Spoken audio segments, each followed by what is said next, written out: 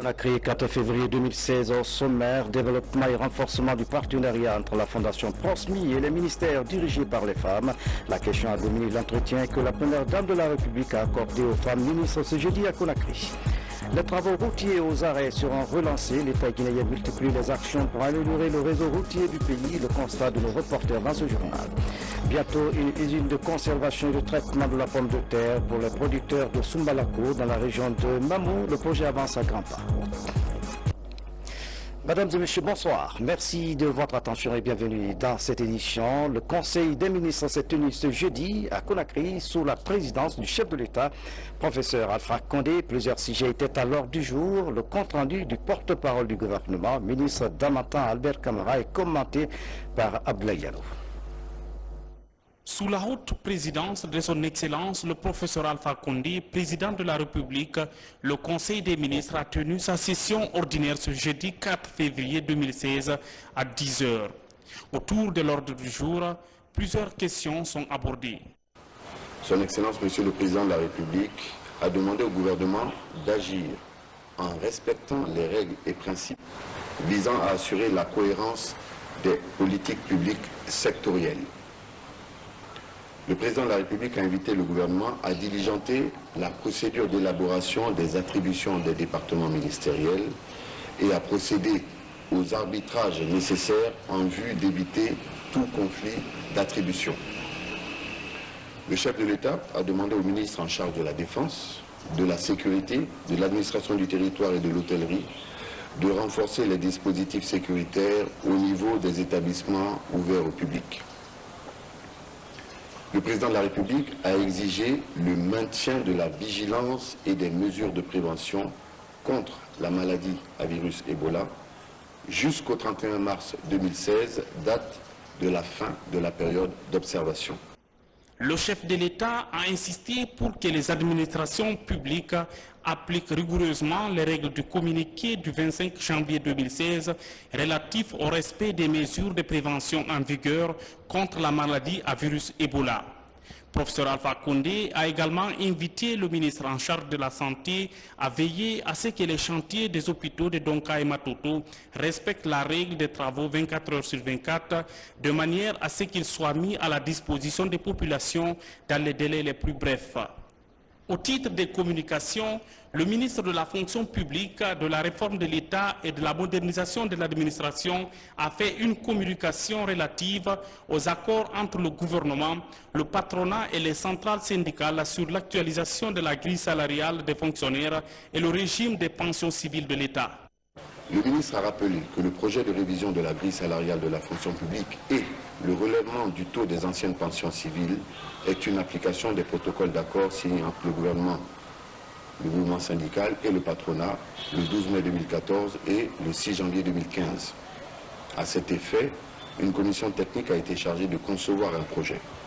Cette commission a proposé une nouvelle grille des salaires en s'appuyant sur les réformes du système éducatif, licence, master, doctorat, et l'éclatement des hiérarchies B et A pour en faire 6 sous-hiérarchies. Le principe de la revalorisation des anciennes pensions civiles a également été adopté et le Conseil a recommandé la poursuite des négociations avec les partenaires sociaux. En ce qui concerne la campagne agricole 2016-2017 et la poursuite de la relance de la filière coton, la ministre de l'Agriculture a fait un plaidoyer sur la nécessité de réaménagement de ces ressources budgétaires tenant compte des missions essentielles. Également, le ministre de l'Administration du territoire et de la décentralisation a fait une communication sur la problématique de la gestion de l'assainissement. Le ministre a relevé des résultats non satisfaisants obtenus au cours de la dernière décennie. Le ministre a expliqué que l'ancrage institutionnel actuel de la gestion des déchets solides est conforme au Code des collectivités locales. Il a ensuite relevé la vétusté du matériel de transport des déchets et a souhaité l'acquisition de 6 camions lève-conteneurs. Il a aussi évoqué l'état de la décharge de la minière qui, avec des travaux de réhabilitation, pourrait continuer à recevoir des ordures jusqu'en 2020 en attendant l'aménagement du nouveau site identifié à Korira dans le Breka. À la lumière des débats, le Conseil a mis en place une commission interministérielle chargée de mettre en œuvre une politique d'assainissement qui sera conforme aux orientations du gouvernement. En ce qui concerne le document de stratégie de relance et de résilience socio-économique post-Ebola, le ministre du Budget a informé du plan de relance post-Ebola qui porte sur 90 projets et touche tous les secteurs affectés par cette épidémie. Par ailleurs, il a indiqué que la mise en œuvre de ce plan se fait au niveau du budget national de développement ou des portefeuilles des partenaires. Sur l'état du programme avec le groupe de la Banque mondiale et le Fonds monétaire international, la ministre de l'économie et des finances a rappelé que le programme de facilité élargi du crédit qui devait initialement prendre fin sur la base des résultats en fin décembre 2014 n'est pas encore achevé eu égard aux difficultés imposées à notre économie par l'épidémie Ebola. Le Conseil a recommandé la poursuite des discussions avec le groupe de la Banque mondiale et le FMI en vue d'une consolidation du programme.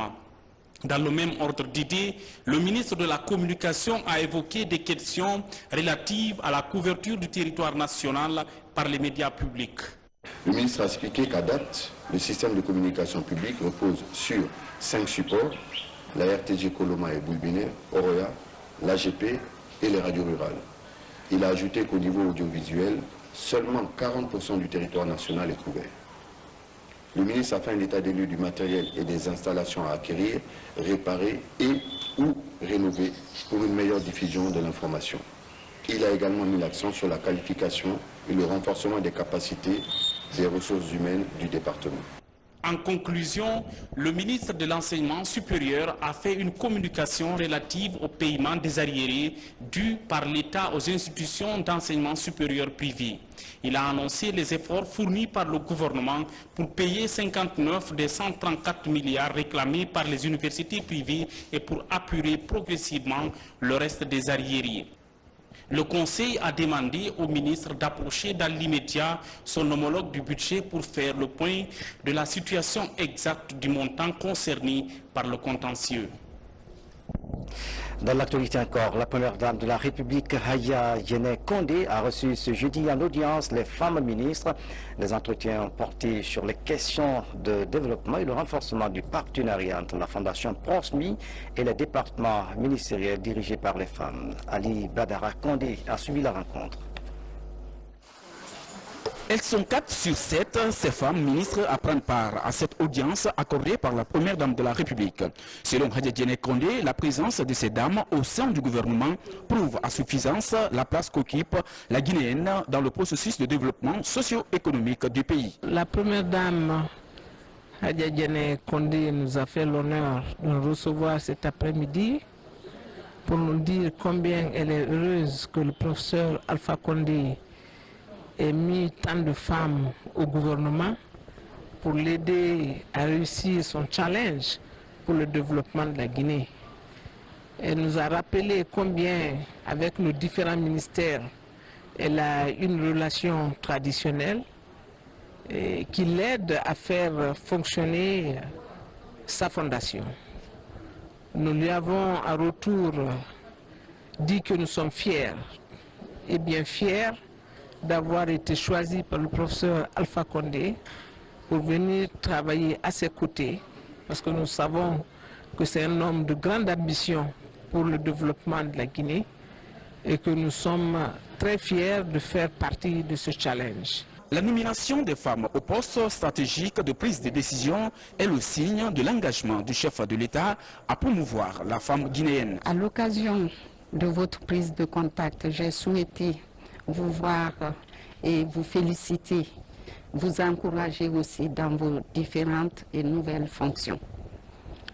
J'encourage tout particulièrement celles qui ont été reconduites, car cela traduit la confiance renouvelée du chef de l'État.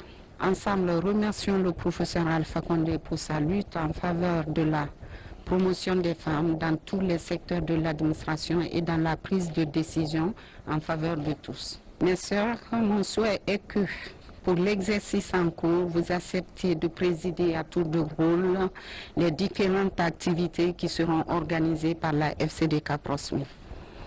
J'ai le plaisir de vous informer qu'en prélude à la célébration de la Journée internationale de la femme, j'organise avec votre soutien et votre appui un dîner gala au cours duquel il sera procédé à une levée de fonds afin de pouvoir construire un hôpital spécialisé et moderne pour les enfants qui n'a jamais existé dans notre beau pays. Autre sujet débattu au cours de cette rencontre est la réalisation des objectifs de la Fondation Prosmi.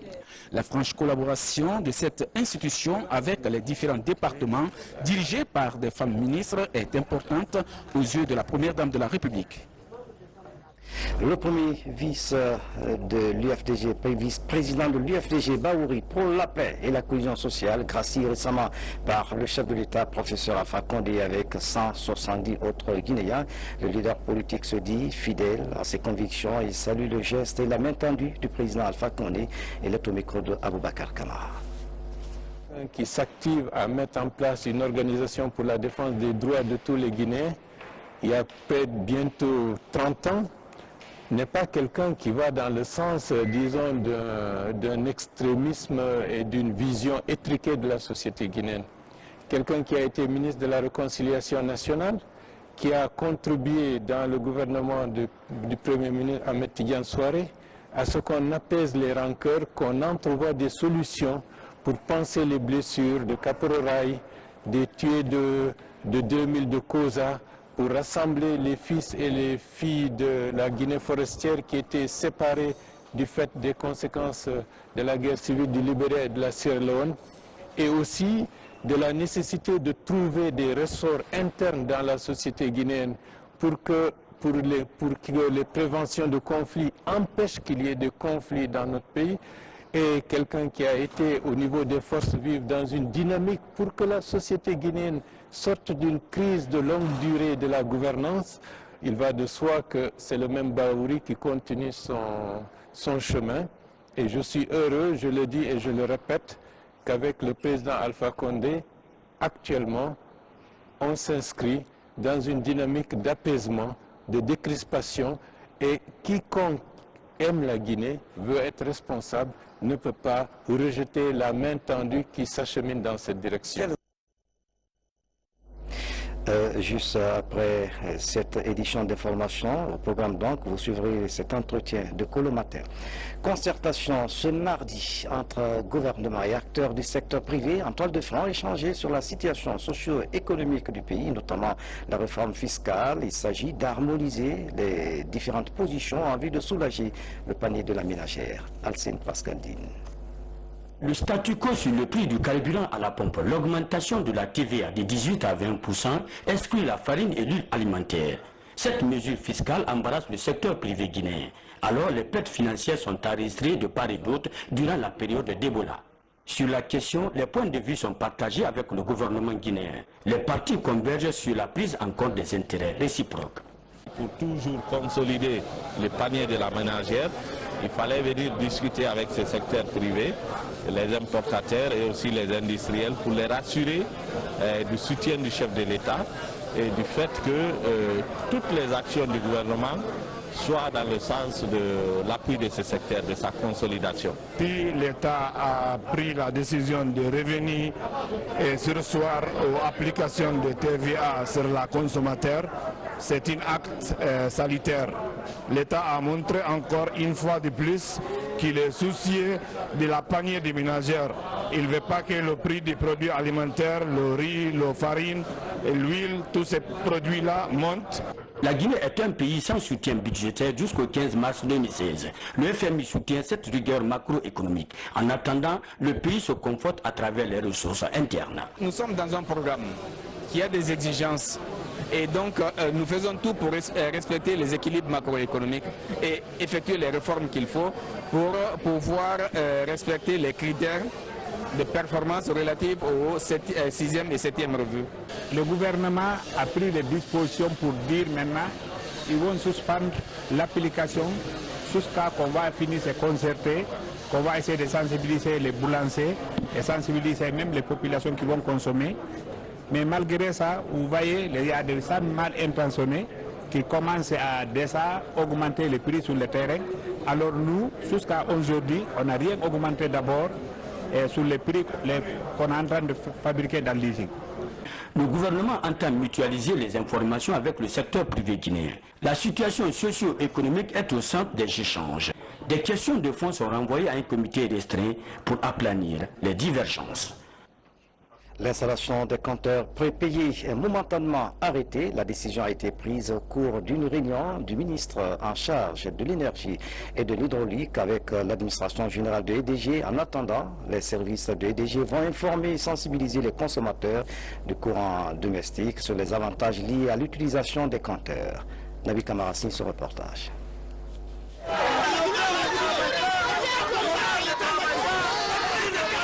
Les clients de EDG rejettent l'arrivée des compteurs à prépaiement électronique.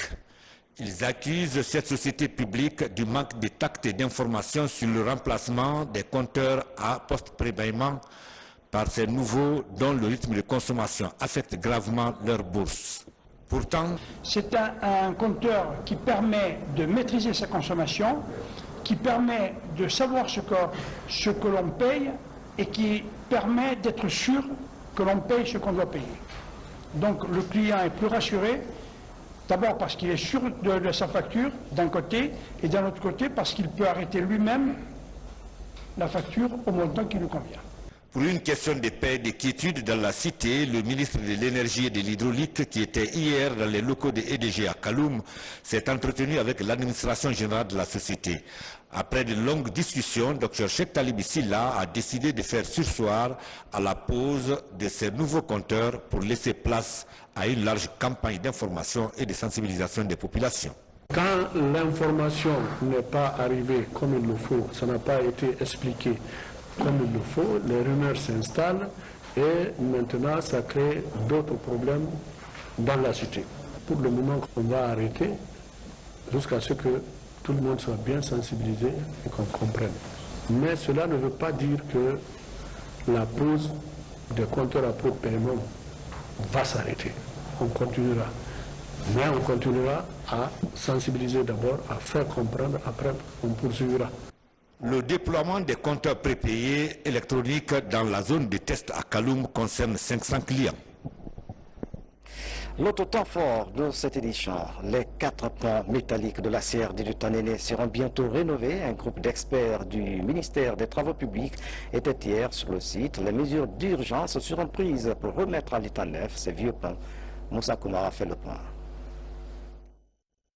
L'urgence s'impose. Ces 4 ponts métalliques de Tanéné ont presque cédé. Des trous béants sous la chaussée, plaques de fer léjardées. Bref, ces ponts se détachent de leur support. Cette triste réalité attire l'attention du gouvernement. D'où cette mission technique composée des cadres du ministère des Travaux publics et des représentants de l'entreprise turque intéressés pour la reconstruction de l'ouvrage. Il y a lieu, urgence, dans certains cas, d'interdire franchement le passage pour sauver des vies. Parce que le risque est énorme en ce qui concerne chaque minute qui passe, chaque véhicule qui passe me fait penser à vraiment un sauvetage qu'il faut et en la circonstance. Les éléments métalliques de ces ponts sont dégradés alors que la circulation est très dense sur cette route nationale numéro 3. Construit il y a plus d'un demi-siècle, ces ponts cèdent sous le poids de l'âge et des gros porteurs. Les experts sont d'avis et pensent réagir très rapidement. Un pont 2 fois 2 voies est envisagé pour faciliter la circulation. Nous avons, moi et mon collègue, regardé la topographie, bien sûr, les équipes techniques doivent passer pour faire les relevés topographiques. Il serait préférable de créer des nouveaux ponts adjacents, de réhabiliter cette zone-là afin de servir de réserve. Il faudra intervenir très rapidement, c'est-à-dire qu'ils ne sont plus adaptés, ils présentent des problèmes de sécurité. Donc, si nous sommes en accord rapidement avec les autorités guinéennes, je pense que mes équipes doivent intervenir au plus vite pour construire les nouveaux ponts, réhabiliter ces derniers afin qu'ils soient des voies de réservation en cas de réparation ou autre chose sur les autres ponts que nous créerons. Plusieurs villes du pays sont reliées à travers ces ouvrages de franchissement. Tanene, Fria, Bofa, Bouké, Sangaredi, Kamsar et Gawal notamment. Ainsi, ces ponts servent de corridor pour atteindre le Sénégal et la Guinée-Bissau. Au même moment, l'État guinéen compte lancer très prochainement de nombreux travaux routiers et au même moment relancer d'autres chantiers en arrêt. Nos reporters ont fait un tour à l'Assemblée nationale et au ministère des Travaux publics. Ansman Toumanikama signe ce reportage. Les efforts du gouvernement ces 5 dernières années, les routes et les pistes rurales du pays éprouvent des besoins de réhabilitation et de construction. Cette année d'austérité qui a vu le budget national de développement revu à la baisse, les élus du peuple à l'Assemblée nationale ont fait le constat et approuvé la réalisation de quelques travaux. Il faut dire qu'au moins 50% de nos routes sont dégradées. 17% seulement sont en bon état.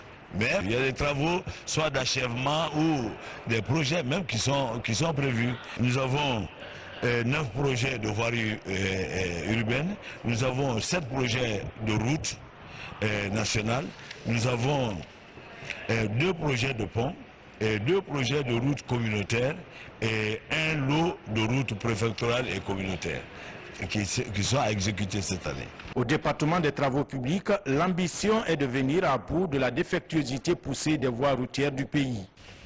À l'Assemblée, notre budget a été scindé en 3. Donc seulement le tiers qu'on a pu obtenir. Le besoin est tel que il ne faut pas compter sur le budget national.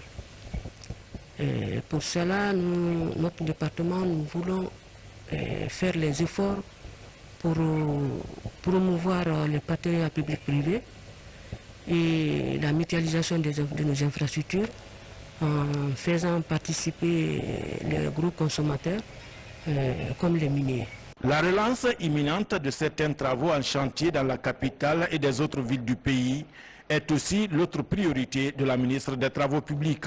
Le budget que nous avons obtenu, c'est un budget qui ne nous permettra pas de faire de nouveaux engagements. Ça, c'est clair. Mais tous ceux qui sont en cours, dès que le budget sera en exécution, nous serons en mesure de satisfaire tout ce qui est en cours. Notamment l'un des grands projets comme la route Koya 36. Nous ferons tout pour que ce projet, aujourd'hui c'est arrêté, mais pour que ça redémarre. Et plus l'autre projet d'Aboumpa km 36, qui est presque à 90% fini, c'est aussi arrêté. Nous ferons tous nos efforts pour que ces grands projets-là ne soient pas arrêtés. La lenteur dans la construction de la plupart des routes et la conformité de la qualité des travaux au cahier de charge constituent une autre paire de manches des défis à relever. Des actions à encourager. Santé. La mission de la Fédération de Russie poursuit son séjour de travail à Conakry. Cette mission a présenté ses résultats de recherche qui ont abouti à la mise au point de 2 vaccins contre le virus Ebola. Mohamed Sayar, Souma. La délégation médicale russe séjourne en Guinée. Avec la coordination de lutte contre Ebola, elle présente les 2 vaccins Gameva Contri. Testés positifs, la mission envisage leur expérimentation. Mais avant, les chercheurs russes sollicitent l'autorisation de l'essai vaccinal. Nous avons reçu des informations très utiles en ce qui concerne l'enregistrement des vaccins en République de Guinée pour faire de sorte que la République de Guinée dispose du vaccin contre l'Ebola dans les plus brefs délais.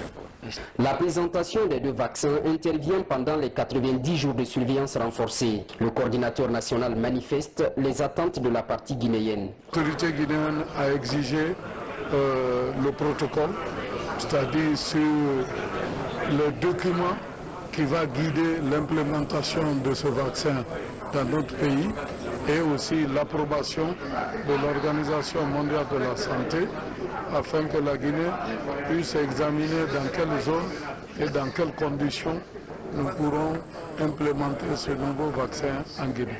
L'expérimentation des 2 vaccins Gameva Contri pourrait renforcer les mesures sanitaires en vigueur. Nous pouvons, je peux, c'est le thème choisi cette année pour célébrer la journée internationale de lutte contre le cancer. À Conakry, l'événement a été mis à profit par les médecins légistes et ONG pour sensibiliser les populations et attirer l'attention des décideurs sur les risques liés à cette maladie. Rose Borcho. Les statistiques prouvent que les femmes ont été les plus touchées par le cancer entre 2001 et 2010. Soit plus de 2800 femmes malades de cancer et 1900 cas pour les hommes, seulement pour la zone de Conakry. Ces statistiques sont révélées à l'occasion de la Journée mondiale contre le cancer. En célébrant donc cette date, médecins légistes et ONG veulent attirer l'attention des décideurs sur les cas importants de cancer. On s'est rendu compte que le cancer est en train de devenir une véritable épidémie. Et non seulement les statistiques montrent que l'incidence augmente dans les pays développés, mais aussi dans les pays sous-développés. Et les statistiques du registre des cancers l'ont bien montré. La fréquence augmente d'année en année et il faut dans ce cas alerter les pouvoirs publics et l'opinion publique par rapport à ce risque. Cette année, le thème retenu est « Nous pouvons, je peux ». Nous pouvons donc aspirer pour agir parce qu'il s'est avéré que cette maladie, pratiquement le tiers de cette maladie pourrait être guéri par la prévention.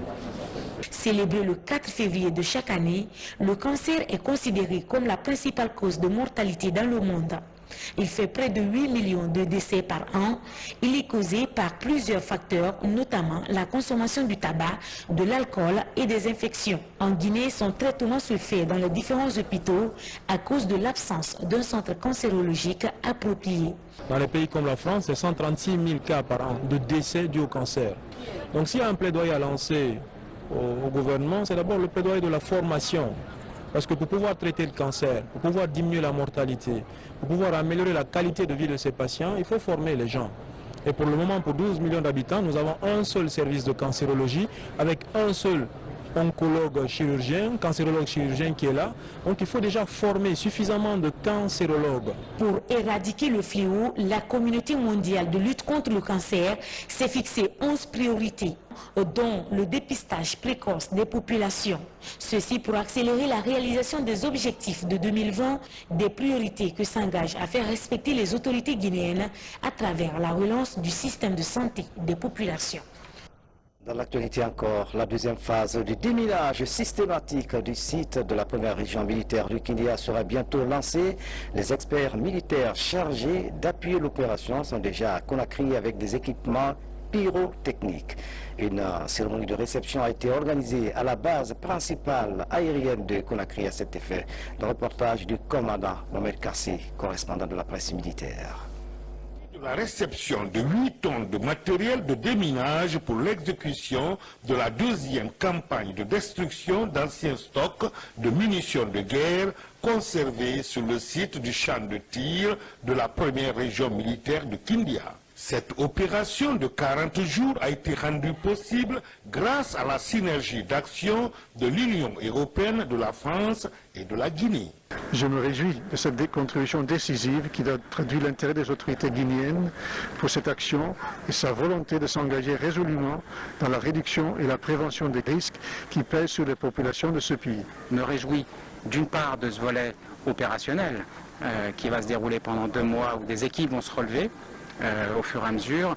Et le second volet, c'est que nos équipes françaises vont en même temps former et accompagner leurs homologues guinéens pour leur transmettre ces savoir-faire, leur transmettre leurs compétences et les amener à être indépendants. Les autorités guinéennes à tous les niveaux se réjouissent et s'engagent à appuyer cette opération de dépollution dans l'intérêt des populations riveraines. Merci à l'Union européenne au nom de Monsieur le Président de la République, chef suprême des armées. Merci à la France également au nom de Monsieur le Président de la République, chef suprême des armées. Et merci aux contribuables européens et français et guinéens. Et je reste convaincu que ces deux étapes-là achevées, l'Union européenne et la France se mettront encore à nos côtés pour la dépollution d'autres sites, puisqu'il y en a encore sur tous les territoires guinéens.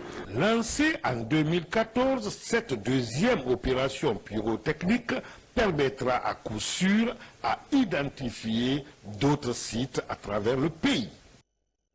Le secrétaire d'État du ministre allemand de la coopération vient de séjourner à Conakry, une occasion pour lui d'évaluer des actions réalisées à Forêt-Caria dans le cadre de la coopération allemande. La délégation allemande a visité le centre de recherche en santé rurale de Mafereña et l'école primaire de Alasoya Centre.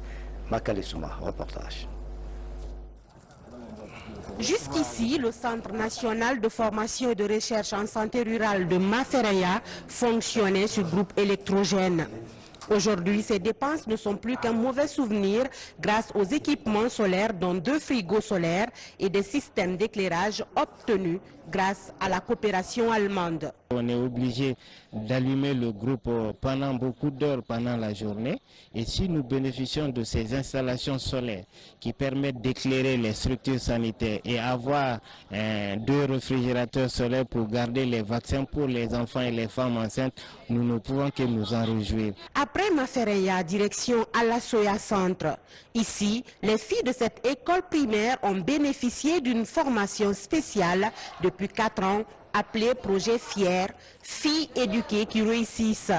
L'expérience a permis à ces écolières de passer de 18% de réussite à 50%. Vraiment, nos filles sont très bien formées sur la pédagogie active. Et à part de ça, à l'heure où nous sommes, parce que c'était des filles, mais maintenant là, on a élargi ça dans toutes les salles de classe. La coopération guinéo-allemande était concentrée sur le domaine de la santé.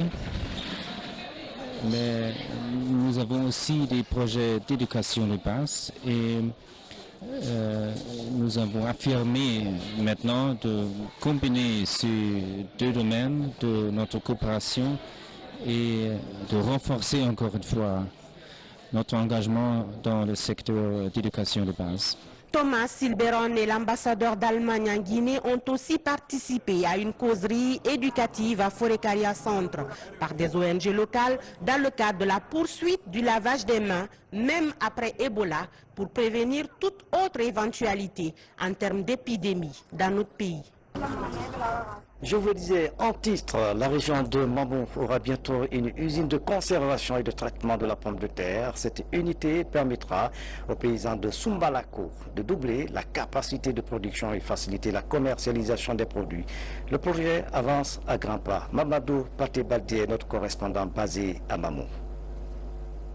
C'est parti pour la première campagne de récolte de la pomme de terre. L'Union des groupements agricoles de Sumbalako a mis en valeur cette année 16 hectares de pommes de terre de la variété Mandola.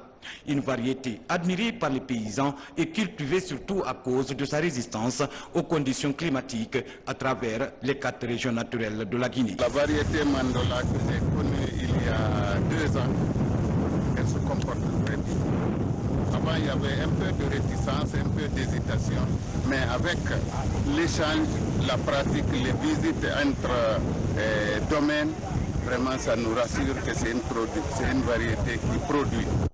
Grâce à la coopérative agricole et agroalimentaire Triste-Calia de France qui fournit des semences de mandola et de spunta ainsi que des intrants et des produits phytosanitaires et l'implication des services techniques d'Amproca, les paysans de la baie et de Sumbalako ont réussi à augmenter la production de 30 à 35 tonnes de pommes de terre par hectare. Malgré ces performances, les paysans subissent des pertes considérables faute d'une unité de conservation et de transformation des produits agricoles. Je suis profondément satisfait par ce que j'ai vu, ce que je vois. Je suis satisfait. Au nom de monsieur le gouverneur, je remercie le paysan Kalou, un paysan de Sumbalako, un paysan citadin, parce qu'il a fait preuve d'engagement pour honorer la politique de son excellence le président.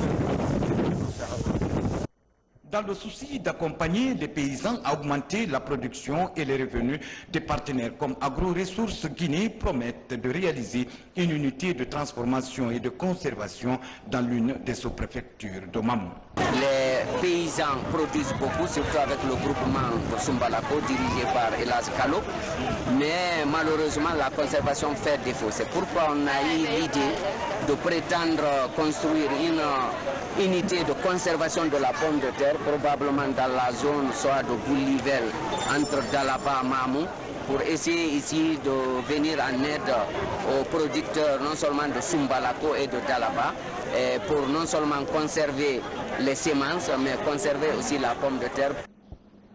À côté de la pomme de terre, la production de la tomate constitue une culture secondaire dont le rendement varie de 18 à 25 tonnes par hectare. Elle aussi subit les mêmes conséquences. En attendant la mise en place d'une unité de conservation et de transformation des produits agricoles, les paysans de Sumbalako payent les frais. Mamadou Paté Baldi, merci pour ce reportage. Le ministre d'État du Tourisme, de l'Hôtellerie et de l'Artisanat a entamé une visite des chantiers des hôtels de Conakry. Objectif, voir et apprécier le niveau d'exécution des travaux. Le ministre Tierno Ousmane Diallo se dit satisfait des actions en cours. Direction Sangaredi dans la préfecture de Bokeh où la mutuelle communautaire de croissance MC2 est désormais opérationnelle. Les activités de cette microbanque ont été lancées le week-end dernier. L'initiative vise à promouvoir la croissance à travers l'entrepreneuriat. Nous y reviendrons. Le haut représentant du chef de l'État s'est rendu ce jeudi dans la famille de feu Jean-Marie Doré. Sidia Touré est allé présenter ses condoléances et rendre hommage à l'illustre disparu, Bernard Tanguinou. Depuis son décès le 29 janvier dernier, Jean-Marie Doré continue à recevoir des hommages posthumes à son domicile. Ce jeudi, c'est au tour de Sidia Touré de rallier la maison mortière. Le haut représentant du chef de l'État, rentré d'un séjour européen, vient exprimer sa compassion à la famille Doré. En me retrouvant dans cette course en Jean-Marie, vraiment cela vous fait une impression assez particulière. Jean était un combattant. Comme vous le savez, il a vécu longtemps en exil.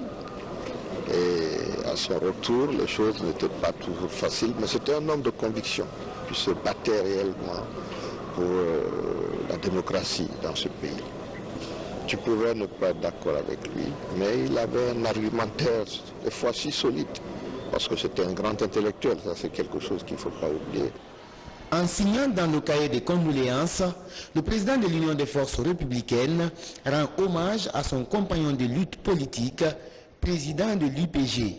Au-delà des quelques divergences politiques, c'est le symbole d'une amitié de longue durée. Ils sont venus retrouver leurs vieux compagnons de lutte et pour nous c'est extrêmement réconfortant. Ça nous prouve l'attachement que de grands hommes lui portaient. Je pense que c'était aussi réciproque et ça nous conforte. La famille, ça conforte le parti, ça conforte le pays. Au cours de cette sortie, l'ancien Premier ministre s'est aussi rendu au domicile du député Saloum Cissé, attristé par le décès de son épouse.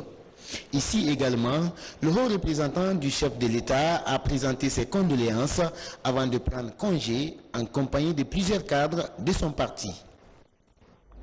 En plus bref, une conférence islamique se tiendra ce samedi à la grande mosquée Faisal de Conakry. La rencontre sera animée par des grands érudits de la sous-région, le prédicateur Youssouf Jigo du Burkina Faso et le théologien congolais Abdul Majid ont été reçus par les autorités religieuses de Guinée ce jeudi à Conakry. C'est la fin de cette édition. À tous, merci de nous avoir suivis. Excellente soirée, où que vous soyez dans le monde. À bientôt.